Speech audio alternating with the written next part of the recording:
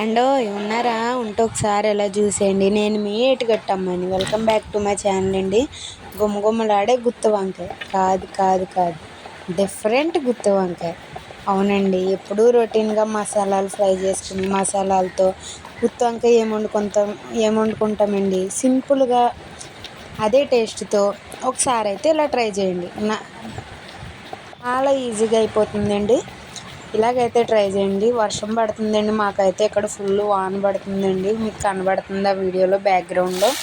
ఇప్పుడైతే బాండీ పెట్టేసుకుని ఆయిల్ వేసుకుని, ఆయిల్ కాగాక మనం కూరకి ఎలాగైతే ఆనియన్స్ కట్ చేసుకుంటామో అదే విధంగా సన్నగా ఆనియన్స్ అయితే కట్ చేసుకోండి. ఇప్పుడు ఆయిల్ కాగాక అందులో ఉల్లిపాయలు అయితే వేసేసుకుని కొంచెం పసుపు యాడ్ చేసుకుని బాగా కలుపుకోవాలి. బాగా కలుపుకుని ఆనియన్స్ అనేది గోల్డెన్ బ్రౌన్ కలర్ వచ్చేదాకా బాగా ఫ్రై చేసుకోవాలండి. చూడండి ఎంత బాగా ఫ్రై అయ్యాయో. ఇప్పుడైతే దాంట్లో కొంచెం కరివేపాకు అయితే వేసుకోండి. కరివేపాకు వేసుకుని మళ్ళీ బాగా మిక్స్ చేసుకోండి. బాగా మిక్స్ చేసుకున్న తర్వాత మనం ముందుగా కట్ చేసి పెట్టుకున్న వంకాయలను అయితే ఇందులో వేసేసుకోండి. వీటిని ముక్కల కింద కాకుండా ఇలా వేసుకుంటేనే బాగుంటుందండి.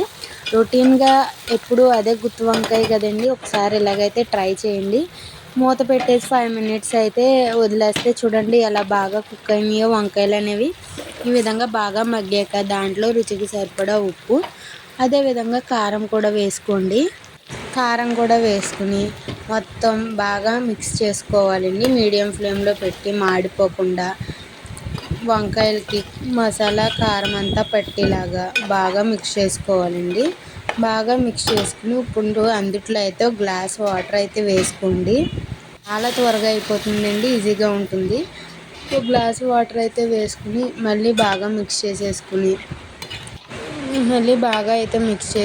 మూత పెట్టేసి ఒక 10 minutes అయితే మీడియం ఫ్లేమ్లో అయితే ఉడకనివ్వండి. ఇప్పుడైతే మూత తీసి చూడండి ఒకసారి. 10 minutes తర్వాత చూసారా ఎంత బాగా కుక్ అవుతుందో. ఈ విధంగా బాగా ఉడికిన తర్వాత దాంట్లోనే కొంచెం అల్లం వెల్లుల్లిపాయ పేస్ట్ అయితే వేసుకోండి.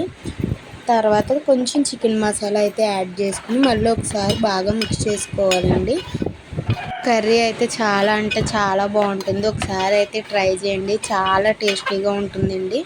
ఇప్పుడు బాగా మిక్స్ చేసుకున్నాక మళ్ళీ మూత పెట్టేసి ఇంకొక 10 minutes అయితే మీడియం ఫ్లేమ్లో అయితే ఉడకనివ్వండి. చూడండి కూర అనేది ఎంత బాగా ఉడికిందో. ఆయిల్ అనేది ఈ విధంగా పైకి తేలే వరకు ఉడికించుకోవాలండి. ఇప్పుడు మళ్ళీ ఒకసారి బాగా మిక్స్ చేసేసుకోండి మొత్తం గ్రేవీ అంతానే. బాగా మిక్స్ చేసుకున్నాక లాస్ట్లో అయితే ముందుగా కట్ చేసి పెట్టుకున్న కొత్తిమీరని అయితే యాడ్ చేసేసుకోండి. ఎంతో టేస్టీ అయిన గుత్తి వంకాయ లాంటి గుత్తి వంకాయ కర్రీ అండి. చాలా అంటే చాలా బాగుంటుంది. వేడి వేడి అన్నంలో వేసుకొని తింటే చాలా టేస్టీగా ఉంటుందండి. మూత పెట్టి 5 minutes వదిలేస్తే ఎంతో టేస్టీ అయిన గుత్తి వంకాయ అయితే రెడీ అయిపోయింది.